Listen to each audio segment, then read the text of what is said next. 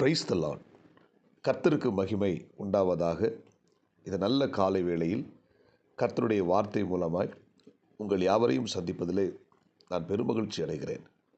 2 கொரிந்தியர் புத்தகம் 1ஆம் அதிகாரம் 20ஆம் வசனம், தேவனுடைய வாக்குத்தத்தங்கள் எல்லாம் இயேசு கிறிஸ்துவுக்குள் ஆம் என்றும் அவருக்குள் ஆமேன் என்றும் இருக்கிறதே. அன்புக்குரிய தேவனுடைய பிள்ளைகளே, தேவன் தம்முடைய ஜனங்களுக்கு வாக்குத்தத்தங்களை கொடுத்திருக்கிறார். இந்த வாக்குத்தத்தங்களை எல்லாம் வேத புத்தகத்தில் அநேக இடங்களில் எழுதி வைத்திருக்கிறார். இந்த வாக்குத்தத்தங்கள் எல்லாம் கிறிஸ்துவுக்குள் ஆம் என்றும் ஆமேன் என்றும் இருக்கிறதே என்று எழுதப்பட்ட இந்த வசனத்தின்படி தேவன் கொடுத்த அத்தனை வாக்குத்தத்தங்களும் அவருடைய பிள்ளைகளாக இருக்கிற நாம் உரிமை சொத்தாக எடுத்துக்கொள்ள வேண்டும், உரிமை கொண்டாட வேண்டும். ஆமேன். வேதத்தில் சொல்லப்பட்ட அத்தனை வாக்குத்தத்தங்களையும் தேவன் நமக்கு உரிமை சொத்தாக வைத்திருக்கிறார். நமக்கு கொடுக்கப்பட்ட அத்தனை வாக்குத்தத்தங்களையும் நாம் சுதந்திரித்துக் கொள்வதற்கு நம்முடைய தேவன் நமக்கு உண்மை உள்ளவராகவே இருக்கிறார். எனவே இந்த வாக்குத்தத்தங்கள் எல்லாவற்றையும் நாம் சுதந்திரித்துக் கொள்ள வேண்டும். அதை ஒரு உரிமை சொத்தாக எடுத்துக்கொள்ள வேண்டும். அமெரிக்க தேசத்திலே ஓஹியோ என்கிற மாகாணத்தில் 10 மாடி வங்கி கட்டிடம் ஒன்று 19ஆம் நூற்றாண்டில் கட்டப்பட்டது. மிக பிரம்மாண்டமாக கட்டப்பட்டது. அந்த கட்டிடம், அதுக்கு பெயர் வைத்தார்கள் சொசைட்டி ஆஃப் சேவிங்ஸ் என்று அழைக்கப்பட்டது. அந்த கட்டிடத்தின் தனிச்சிறப்பு என்னவென்றால், இதுவரை வங்கிகளில் வைப்பு தொகையாக வைத்திருந்த அநேகருடைய அந்த பணத்தினால் கட்டப்பட்டது. அந்த வங்கியின் மேலாளர் அந்த வைப்பு தொகைக்கு உரிய நபர்களுக்கு நோட்டீஸ் அனுப்பி பல வருடங்கள் காத்திருந்தும் இந்த பணத்துக்கு யாருமே உரிமை கோர வரவில்லை. எனவே அந்த மேலாளர் அந்த உரிமையை யாருமே உரிமை கோரப்படாதபடினால் அந்த பணத்தை வைத்து ஒரு பிரம்மாண்டமான இந்த கட்டிடத்தை கட்டி முடித்தார் என்று நாம் வரலாற்றில் படிக்கிறோம். அன்புக்குரிய தேவனுடைய பிள்ளை, இதுபோல தான் தேவன் கொடுத்த வாக்குத்தத்தங்கள் அத்தனையும் நமக்காகவே கொடுக்கப்பட்டுள்ளது. நாம் அதை உரிமை கோரினால்தான் அந்த வாக்குத்தத்தங்களை நாம் சுதந்திரித்துக் கொள்ள முடியும். நம்முடைய பெயரில் நமக்கு கொடுக்கும்படி தேவன் மிகப்பெரிய ஆசீர்வாதங்களை வைத்துள்ளார். அதை நாம் உரிமை கோராத பட்சத்தில் அவைகளை ஒன்றை நாம் பெற்றுக்கொள்ள முடியாமல் போய்விடுகிறது. எனவே நாம் அவருடைய பிள்ளைகள் என்று அழைக்கப்படுகிறோம். அவருடைய வாக்குத்தத்தங்களுக்கு நாம் சுதந்திரவாளிகளாக இருக்கிறோம்.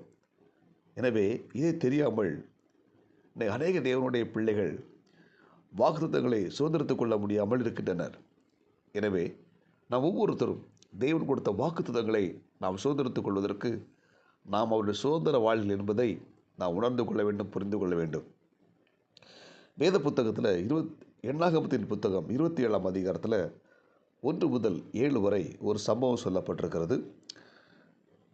யோசேப்பின் குமாரனாகிய மனாசேயின் குடும்பங்களில் மனாசேயின் குமாரனாகிய மாகீரின் மகனான கீலேயாத்துக்கு பிறந்த எபேருக்கு புத்திரனாயிருந்த செலோப்பியாத்தின் குமாரத்திகளாகிய மக்லால், நோவால், ஒக்லால், மில்கால், திர்சால் என்ற 5 பெண் பிள்ளைகள் வந்து மோசே இடத்துல எங்கள் தகப்பன் வனாந்தரத்தில் மரணமடைந்து விட்டார். அவர் கர்த்தருக்கு விரோதமான கூடின கோராகின் கூட்டத்தாரில் சேர்ந்தவர் அல்ல. தம்முடைய பாவத்தினாலே மரித்தார். அவருக்கு குமாரர் இல்லை. எங்கள் தகப்பன் இல்லாதபடினால் அவருடைய சொத்துக்களை எங்களுக்கு தர வேண்டும் என்று சொல்லி, அந்த காணியாட்சி நிலங்களை எங்களுக்கு கொடுக்க வேண்டும் என்று சொல்லி அவர்கள் மோசே இடத்தில் போய் கேட்டார்கள்.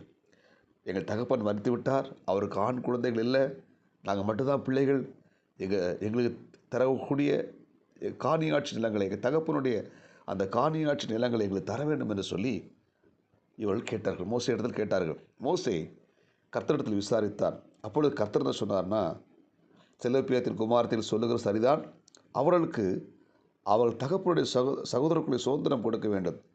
அவர்கள் தகப்பன் பின் வைத்த சுதந்திரத்தை அவர்களுக்கு கிடைக்கும்படி செய்வாயாக என்று சொல்கிறார். அன்புக்குரிய தேவ பிள்ளைகளே, இந்த 5 பெண் பிள்ளைகளும் தங்கள் தகப்பனுக்கு ஆண் குழந்தை இல்லாதபடியினால் அவருடைய காணியாட்சி நிலங்களை எங்களுக்கு தர வேண்டும், நாங்கள் தான் சுதந்திரவாளி என்று சொல்லி மோசே இடத்துல உரிமை கோரினார்கள். உரிமை கோரின அந்த காரியத்தினால அந்த தகப்பனுடைய அந்த காணியாட்சி நிலங்களை இவர்கள் சுதந்திரித்து கொண்டார்கள். அன்புக்குரிய தேவ பிள்ளைகளே, இன்றைக்கும் நாமும் தேவன் கொடுத்த அந்த வாக்குத்தத்தங்களை நாம் சுதந்திரித்துக் கொள்ள வேண்டும். அதை உரிமை கொண்டாட வேண்டும். அல்லேலூயா.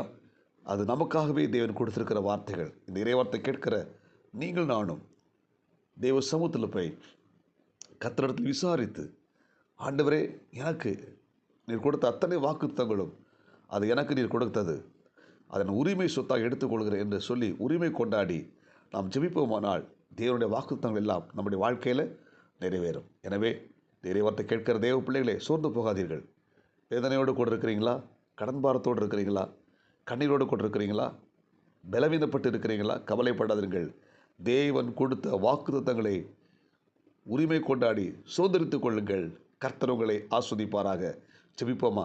பரலோக தேவனே, இரக்கமுள்ள இயேசுவே, இந்த அதிகாலை நேரம் இறைவார்த்தை கேட்டபடிய பிள்ளைகள் ஒவ்வொருத்தரையும் நான் ஆசீர்வதிக்கவே ஆஸ்வதிக்கிறேன். ஆண்டவரே, அது செலப்பியாத்தின் குமார்த்திகள் தகப்பனுடைய காணியாட்சி நிலங்களை பெற்றுக்கொள்வதற்கு உரிமை கொண்டாடுறது போல எங்கள் தகப்பனாகி ஆண்டவர் எழுதி வைத்திருக்கிற வேத புத்தகத்தில் இருக்கிற அந்த வாக்குத்தத்தங்களை நாங்கள் சுதந்திரித்து உரிமை கொண்டாடி சுதந்திரித்து கொள்ள உதவி செய்வீராக. இந்த இறைவார்த்தை கேட்ட எல்லாரையும் ஆஸ்வதிங்க. இந்த நாளுக்குரிய கிருபை கொடுங்க. இயேசு கிறிஸ்துவின் நாமத்தில் ஜெபிக்கிறோம் நல்ல பிதாவே, ஆமேன். God bless you. உங்கள் யாவரையும் கர்த்தர் ஆஸ்வதிப்பாராக. இந்த நாள் உங்களுக்கு இனிமே அமையட்டும். ஆமேன்.